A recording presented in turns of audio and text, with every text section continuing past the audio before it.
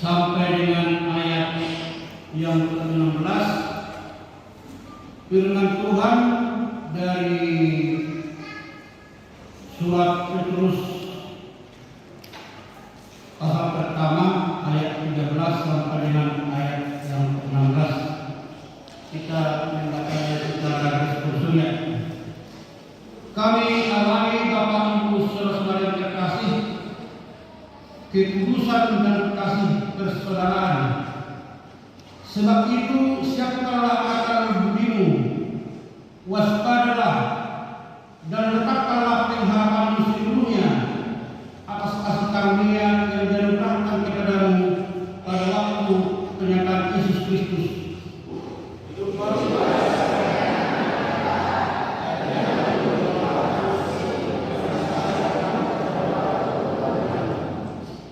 Tetapi hendaklah kamu menjadi kudus di dalam seluruh hidupmu, sama seperti Dia yang kudus, yang telah memanggil kamu.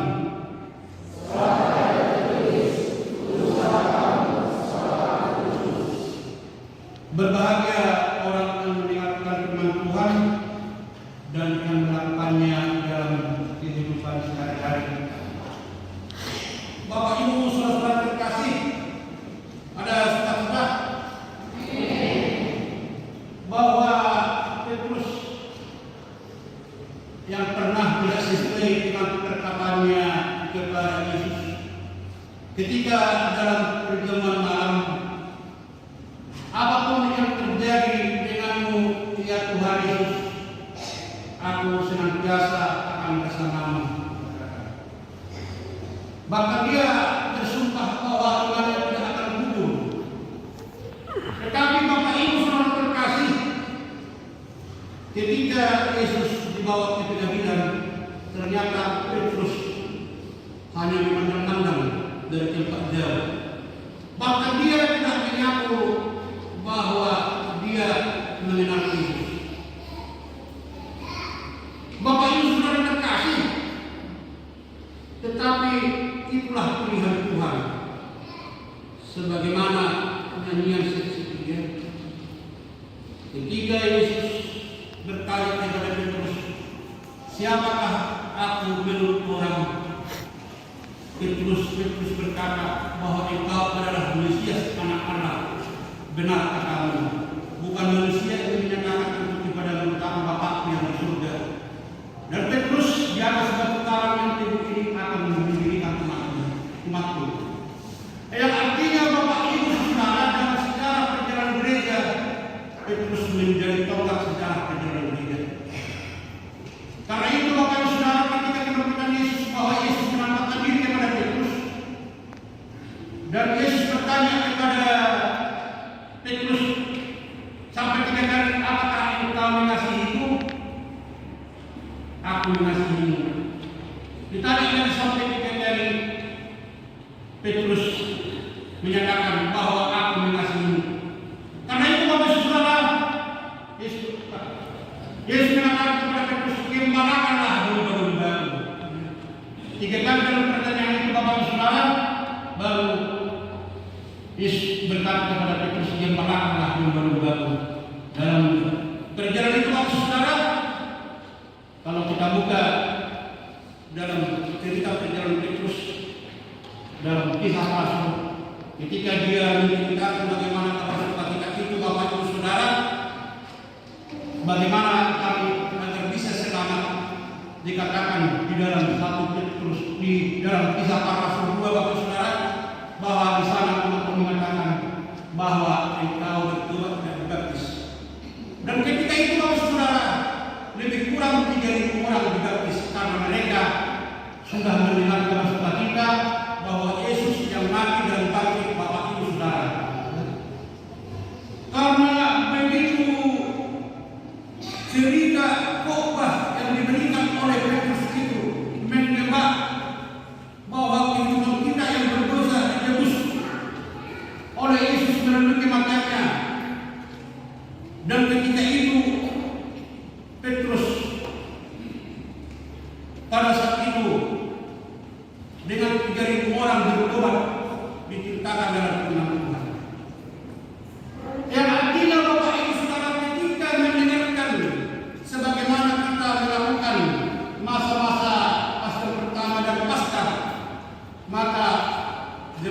di KP Tambun pasti akan semakin banyak beribadah. Amin. Ya, kalau mungkin Penatua Pak Boy, Penatua Pak Kerdohan, Penatua Serikat Berkhotbah, Bapak Ibu Saudara, lihatlah tempat ini tempat yang kudus. Ya. Dari mulai masuk di sana Bapak Ibu Saudara, ya selalu isi menjadikan hari ini, isi menjadikan ini, boleh menjadikan tempat begini.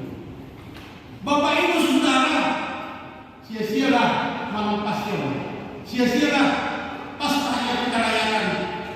Ketika Yesus sudah bangkit dan Rasul Petrus melayani Tuhan dikatakan 3.000 orang bertobat. Yang artinya Bapak Ibu Saudara kita sudah melewati masa Paskah. Artinya jemaat kita di kampus semakin banyak beribadah semakin bertumbuh. Amin. Kalau semakin berkurang, ini namanya manusia ini. Dan itu Bapak Ibu Saudara yang menjadi tema bagi kita pada saat ini, hidup di dalam kekudusan. Hidup di dalam kekudusan. Dikatakan Bapak Ibu Saudara, siapkanlah akal budimu, waspadalah, dekatkanlah pengharapanmu seluruhnya akan kasih karunia yang dinugerahkan kepadamu pada waktu penyataan Yesus Kristus.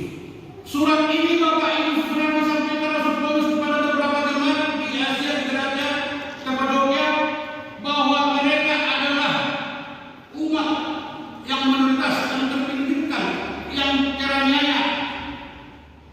Di tengah-tengah mereka senantiasa mereka ditekan oleh penguasa-penguasa.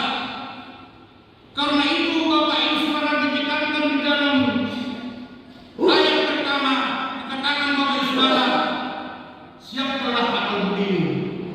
Artinya Bapak Ibu Saudara, pikiran kita ini, hati kita ini, ya, jangan sampai goyah oleh karena hasutan atau pembocangan dari manapun ketika kita sudah menerima kabar sukacita sebagaimana yang sudah dikabarkan oleh para rasul-rasul dan melihat bagaimana kejadian ketika Yesus dicaci maki dan bangkit pada hari yang ketiga dan menampakkan dirinya kepada murid-murid. Bapak Ibu Saudara yang terkasih, dikatakan diberikan kepada umat Tuhan di beberapa daerah yang tentu Bapak Ibu Saudara mereka berhadapan dengan berbagai tantangan memuji dan memuliakan Tuhan untuk saatnya menunggu kedatangan Tuhan Yesus, penyataan Tuhan Yesus yang kedua kali. Karena itu Bapak Ibu Saudara, ketika John Wesley sebagai tokoh dari gereja Metodis pernah ditanya, jika Tuhan datang menyatakan dirinya, apakah yang akan kamu bersiap menyatakan? Bahwa Wesley menyatakan, saya akan tidur, berdoa, bekerja, tidur.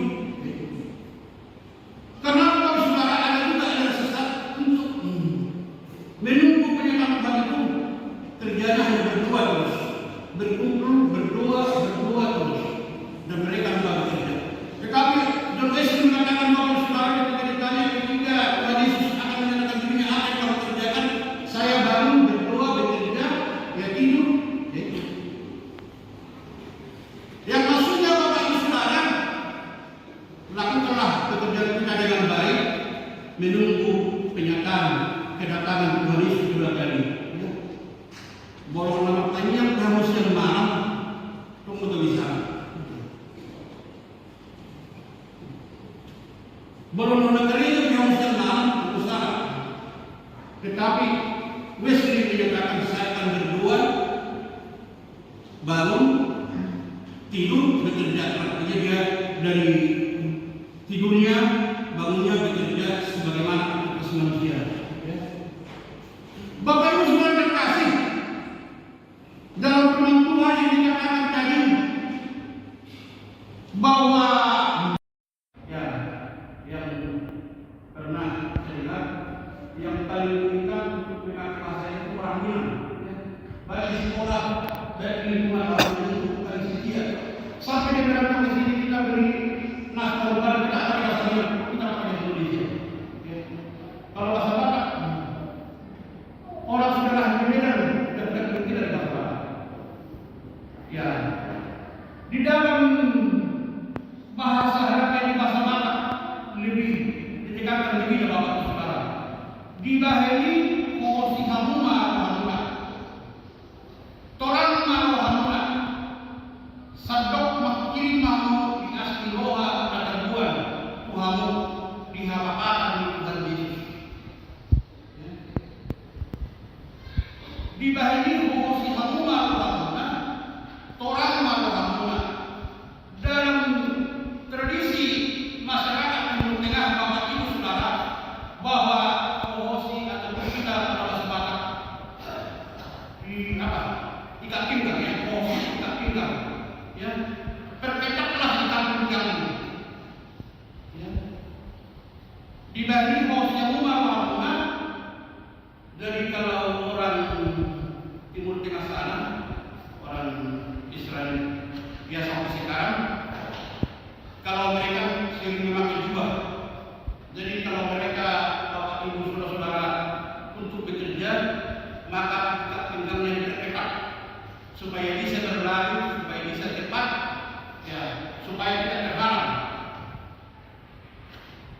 Artinya Bapak Ibu saudara-saudara yang kasih siap tidak siap, layanlah Tuhan. Kohosi hamuma hamuna.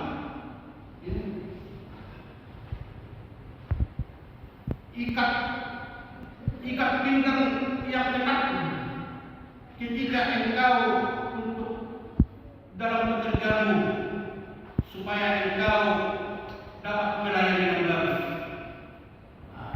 Kalau bahasa Batak maka kata sul habi kohosi hamuma hamuna. Artinya Bapak Ibu Saudara, sebagaimana dengan nas Alkitab bahasa Batak, bagaimana hati kita dipelihara hati kita ini ketika sudah mendengar kabar suka kita, hati kita ini diterangi untuk suatu menunggu makirim, ya, untuk makirim di penyataan Tuhan Allah, ya.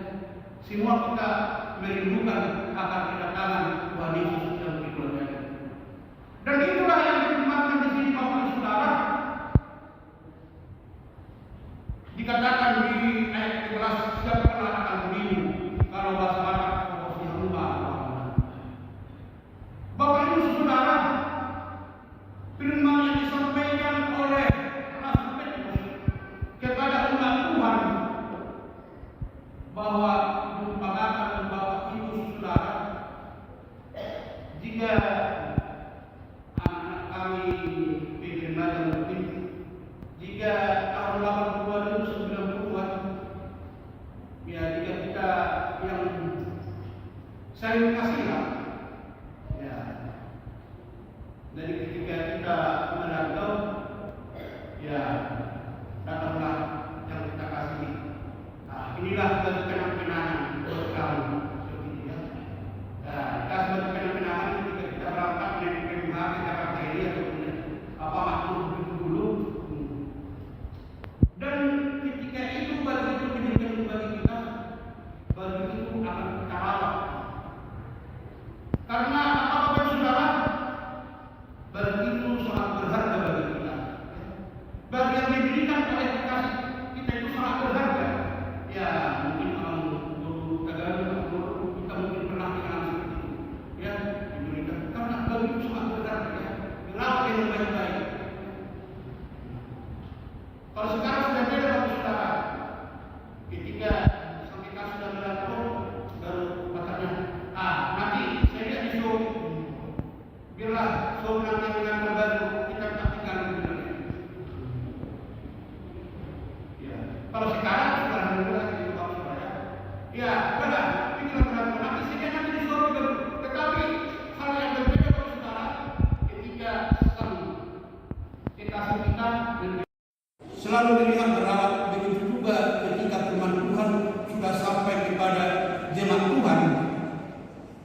yang diceritakan di sini Bapak Ibu Saudara, bahwa firman Tuhan itu akan dirawat, dipelihara, sebagaimana yang dikatakan di dalam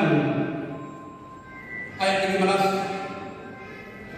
Sebab itu siapkanlah anak budimu, waspadalah, ya, dibagi bobosnya Umar Bahamuna.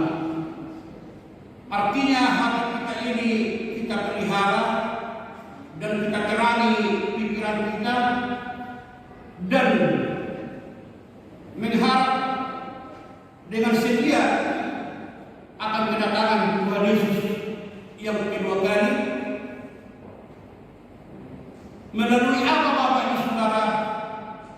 Bahwa janji yang diberikan oleh Tuhan Yesus sebagaimana pemberitaan para rasul-rasul. Ya. Baru yang kedua Bapak Ibu Saudara dikatakan di situ, hiduplah sebagai anak yang taat dan jangan turuti hawa nafsu yang menguasai kamu pada waktu kebodohanmu. Bapak Ibu Saudara, bahwa anak-anak itu susah diajak untuk berbohong. Ketika seorang ibu nanti kalau datang nampak bilang bahwa saya tidak di rumah, kalau masih umur 5 tahun susah berbohong. Ya. Karena itu dikatakan dalam firman Tuhan dengan tema kita hari ini, kuasa definitif hidup dalam kekudusan, di dalam artinya Bapak Ibu Saudara bagaikan bayi yang baru lahir. Artinya Bapak Ibu Saudara, bayi yang baru lahir susah untuk berdusta, ya. Karena itu kita Bapak Ibu Saudara merupakan bagaimana bayi yang baru lahir, ya.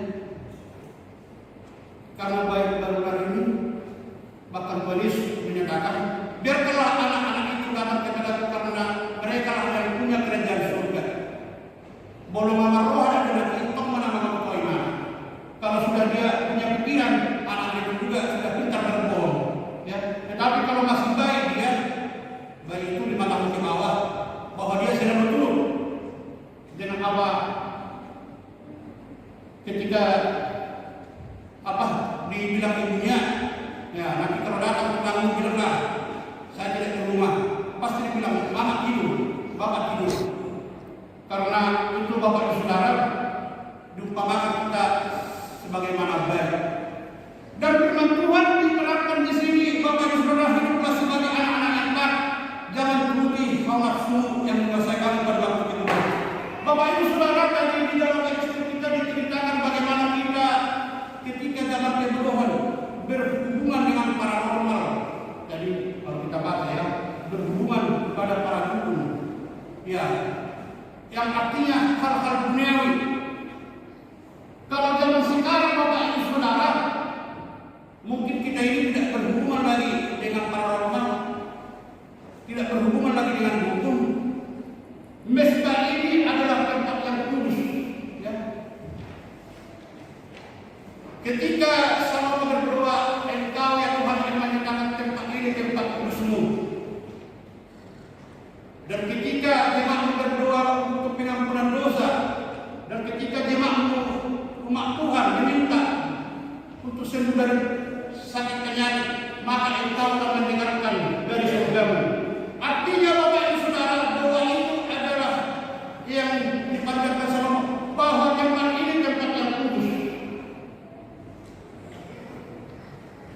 Jika tempat ini Bapak Ibu Saudara tempat yang kudus, sementara saat kita kami hanya menentukan dari depan, ya, melayani dari depan. Bapak Ibu Saudara, ya, kalaupun mungkin langsung kepada orangnya itu, ya, mudah-mudahan ada pertobatan. Ketika Bapak Ibu Saudara tempat ini dikatakan tempat yang kudus, firman Tuhan dikatakan baru menyentuh syukur mari kita berdoa. Tetapi Bapak Ibu Saudara, ya, anak kami masih main game, kami kadang bisa mau bisa dari belakang, kadang sekali main game, ya, kadang main game.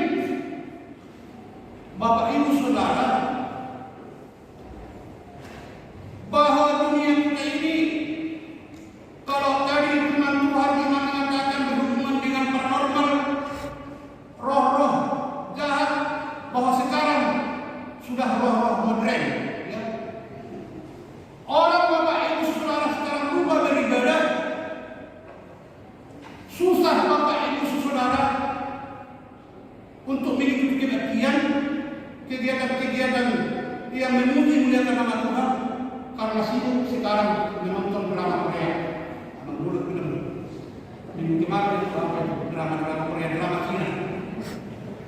Ya, orang sibuk menonton bola, sehingga Bapak Ibu Saudara, anak-anak kami,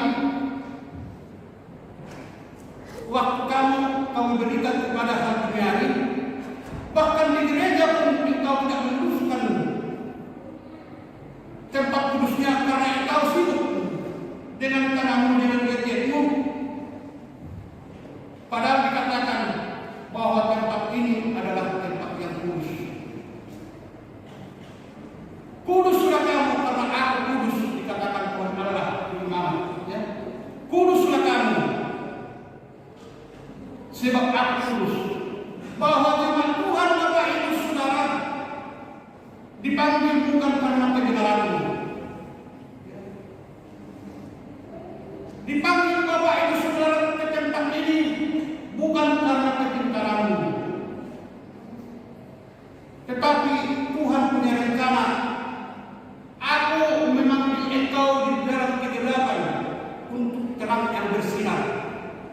Ya, firman Tuhan mengatakan, aku memanggil engkau dari kegelapan kepada terang yang bercahaya.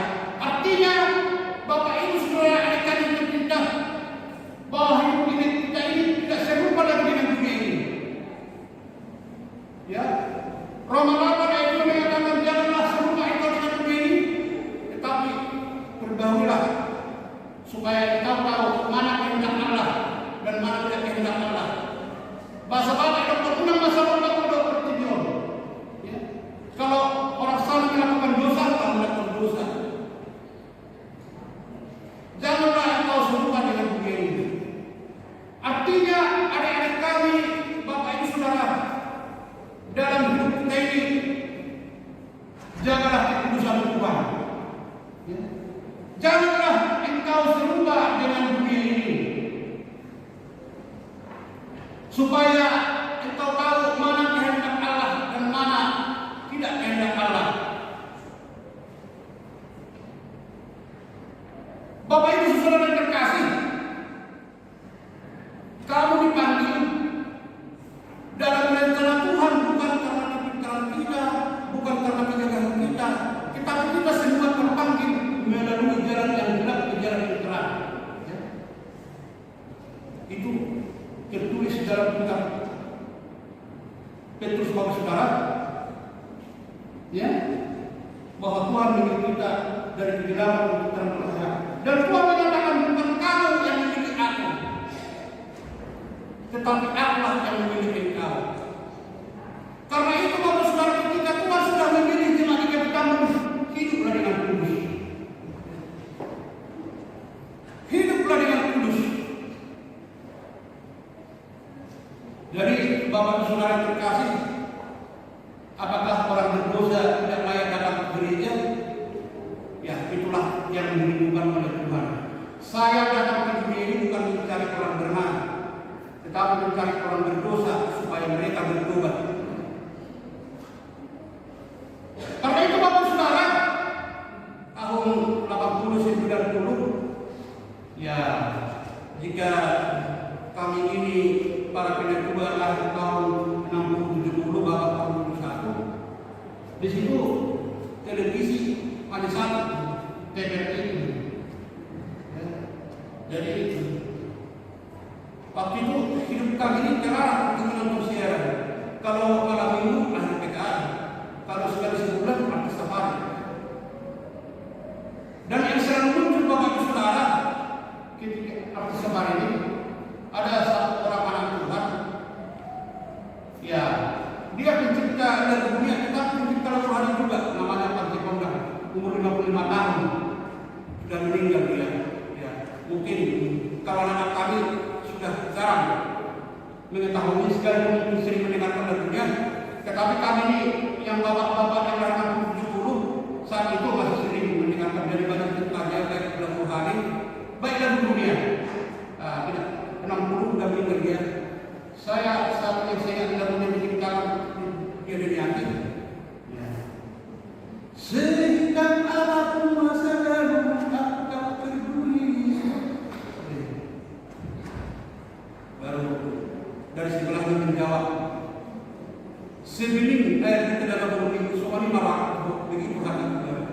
Artinya Bapak Ibu Saudara, sehingga ada pembahasan kita bahwa Tuhan tidak melihat itu. Walaupun kita orang berdosa, orang yang dibutuhkan orang ketika itu adalah kepada Tuhan, bahwa Tuhan tidak melihat masalah ini. Karena itu dikatakan Bapak Ibu Saudara di dalam firman Tuhan, hiduplah sebagai anak yang tak menjaga penuhi nafsu yang mengusahakan pada waktu keburukanmu. Jika waktu kamu Bapak Ibu Saudara sekarang anak-anak kami beribadah, kalau di imamat tadi yang kita ceritakan itu dunia yang dulu, hidup di dunia di dinamik tentang perzinahan ataupun paranormal, penyembahan berhala. Sekarang sebagaimana yang kita katakan tadi bahwa dunia yang sekarang alat komunikasi kita, ya. Ketika datang dari gereja Bapak Saudara, pada kita katakan mari kita berdiri, mari kita bergembala, mari kita mengaku dosa. Tetapi kita sibuk dengan kita. Karena kalau kami perhatikan dari belakang, ya sebagai kami nelayan, kami bagaimana? Kadang kalau langsung dibilang sama orang ya kan. Tetapi melalui firman ini menegakkan bagi jemaat Tuhan, bagi kita semua, ya. Ketika datang ke tempat khusus ini, ya, sebagaimana firman Tuhan, rawatlah hati kita, ya. Jangan biarkan hidup kita ini di dalam dunia sehingga kita menjauh dari Tuhan. Sekalipun hidup kita di dalam dunia, tetapi kita bukan orang dunia. Identitas kita Bapak Saudara, sebagaimana kalau kita baca Bapak Ibu Saudara alat komunikasi ini dalam, ya, anak main game,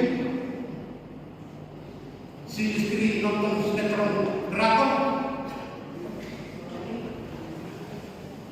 akhirnya sibuk dengan dunia ini, dengan dunia modern sekarang. Tetapi kami percaya Bapak Saudara, melalui renungan hari ini kita disadarkan untuk diluruskan. Kuduslah engkau karena aku kudus, dikatakan oleh Tuhan Allah. Bapak Ibu Saudara terkasih, bagi para pelayan calon penatua, ketika kami menjadi calon penatua, mungkin hanya sebulan tetapi untuk generasi dan semua orang kalau tidak salah ada buku panduan, ya, buku panduan bimbingan pelayan penatua. Ada satu buku itu yang tertarik saya baca sampai sekarang, mudah-mudahan saya baca buku itu. Begini ceritanya, Bapak Saudara, ketika seseorang sampai ke surga di bawah malaikat dan bertemu dengan Rasul Petrus, ya, ternyata ini cerita di buku Pengembangan di kami, ya.